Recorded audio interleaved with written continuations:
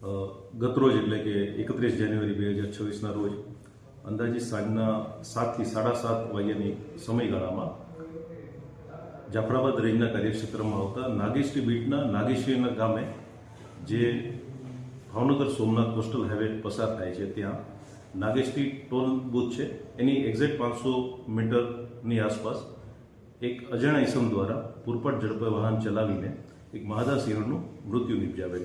માદાસિંહણની ઉંમર અંદાજિત 5 થી 9 વર્ષ હતી.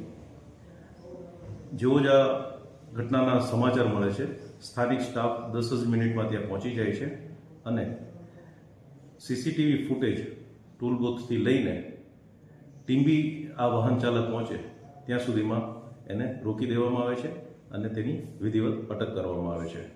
આ વાહન ચાલક છે જેનું નામ છે વિરેન્દ્ર રાયસિંગભાઈ રાઠોડ, ઉંમર વર્ષ 30, જેઓ મૂળ વતની પણાદર કોડીનાના છે, જેઓ હાલે ગાંધીનગર ખાતે રહે છે અને પોલીસ આવાસ નિગમમાં કોન્ટ્રાક્ચ્યુઅલ સિવિલ એન્જિનિયર તરીકે ફરજ બજાવે છે. હવે શું કાર્યવાહી કરવામાં આવશે આની સામે?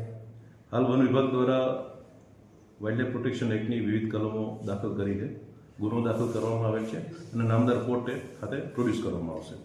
સતત આ પ્રકારની ઘટનાઓ બને છે, 2 સિંહોના મોત થયા, એક દીપડાના. વન વિભાગ હવે શું કાર્યવાહી કરશે? માર્ગ ઉપર સતત આ પ્રકારની ઘટના બને છે, વાહન ચાલકોને શું અપીલ કરશે?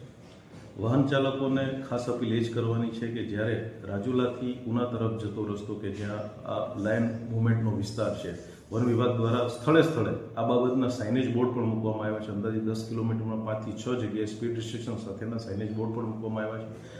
તો એ સાઇનેજ બોર્ડને ધ્યાને રાખીને ગતિ મર્યાદામાં વાહન ચલાવશે તો આ એક વન્યજીવ સિંહનો અમૂલ્ય વારસો આપણે જાળવી શકીશું.